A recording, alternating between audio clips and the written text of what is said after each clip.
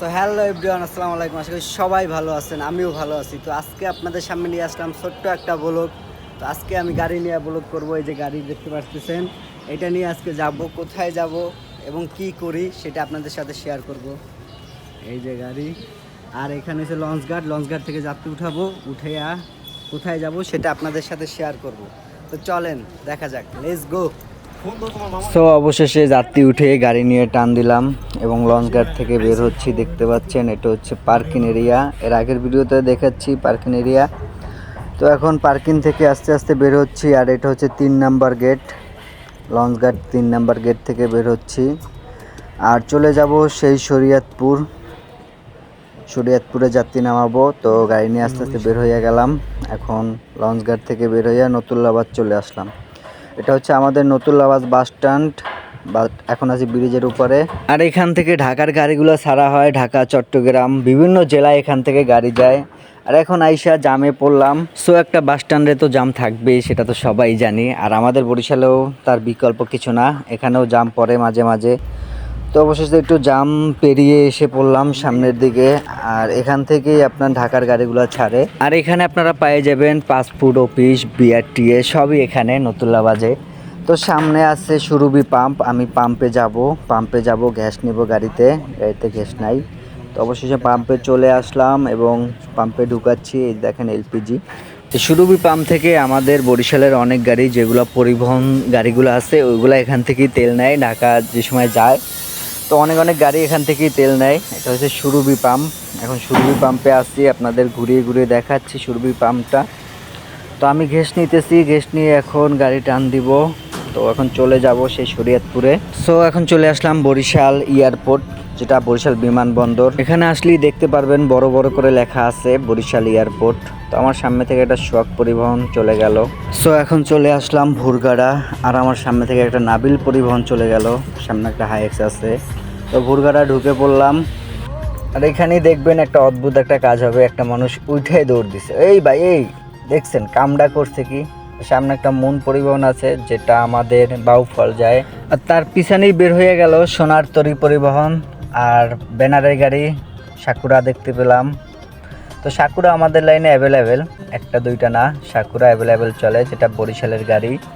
আর এটা অনেক দ্রুত চলে, যেটা 2.5 ঘন্টা থেকে 3 ঘন্টা লাগে না, তার আগেই ঢাকা চলে যায়। তো সামনে আরও একটা দেখতে পাচ্ছি ব্যানারের গাড়ি সাকুরা আসতেছে।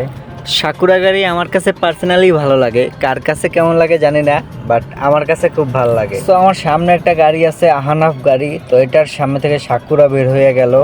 তারপর এই অন্তরা গাড়িটা আমাকে এমনভাবে চাপ দিল যেটা বলার বাহিরে।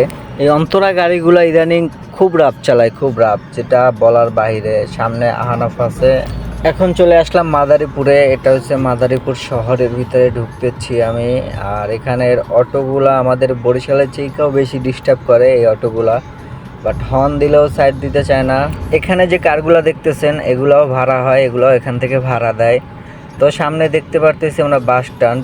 এটা হচ্ছে মাদারীপুর বাস স্ট্যান্ড পার হইতেছি। সো আমার কাছে মাদারীপুর শহরটা খুব ভাল লাগে, দেখতেও ভাল লাগে। যখন এখান থেকে যাই শহরটাকে দেখি, শহরটা খুব সাজানো গোছানো, তার জন্যই শহরটা আমার খুব ভাল লাগে। কিন্তু আমাদের বরিশাল শহরটাও খুব সাজানো গোছানো, সেটাও ভাল লাগে, বাট আপনার মাদারীপুর শহরটাও ভাল লাগে। তো এখান থেকে দেখলাম শরীয়তপুর এখনও 17 কিলো আছে। তো এখনও 17 কিলো যেতে হবে। তো এই মোচরটা যারা যারা চিনেন অবশ্যই কমেন্ট করবেন। এটা হচ্ছে মাদারীপুরের ভিতরে। সো এখানে দেখলাম একটা অটোতে মাইকিং করতে আছে যে কার কি জানি হারানো গেছে। ভাই আমার কাছে আছে, যোগাযোগ করতে পারেন। তো বলতে বলতে চলে আসলাম সেই শরীয়তপুর থানার সামনে এখন আছি। এটা হচ্ছে শরীয়তপুর মডেল থানা। তো এখান থেকে যাব নড়িয়া আমি। এটা হচ্ছে আরও চিপা রাস্তা।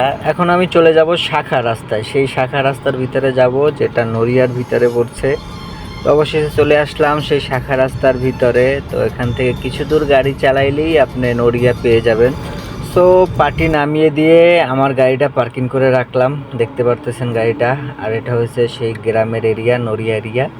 তো রাস্তাটা খুব চিপা রাস্তা, কিন্তু আমার কাছে খুব ভালো লাগছে। তো এমনিতেই গ্রাম আমার কাছে ভালো লাগে, গ্রামের আবহাওয়া খুব সুন্দর, বাট এদিকের বাতাসটাও খুব সুন্দর। কিছুক্ষণ আগে বৃষ্টি হয়েছে, এই জন্য আরও ভালো লাগতেছে। আর ঠান্ডা ঠান্ডা আবহাওয়া, গ্লাস খুলে গাড়ি চালাচ্ছি। এখন আপনাদের নিয়ে আবার বরিশালের উদ্দেশ্যে রওনা দিব। আপনাদের নিয়ে না এখানেই ভিডিওটা প্রায় শেষ করে ফেলবো। সো গাইস, অবশেষে শরীয়তপুর চলে আসলাম এবং পার্টিও নামিয়ে দিয়েছি। এখন আবার বরিশালের উদ্দেশ্যে রওনা দিয়েছি। তো আর ভিডিওটা বাড়াবো না, এ পর্যন্তই। অনেক বড় হয়ে গেছে ভিডিওটা, বলছিলাম ছোট করব। তো সবাই ভিডিওটা মনোযোগ দিয়ে দেখবেন, দেখছেন অবশ্য। তো সবাইকে ধন্যবাদ ভিডিওটা দেখার জন্য, এবং আরও ভালো ভালো ভিডিও নিয়ে আসবো যদি আপনারা সাপোর্ট করেন। ধন্যবাদ।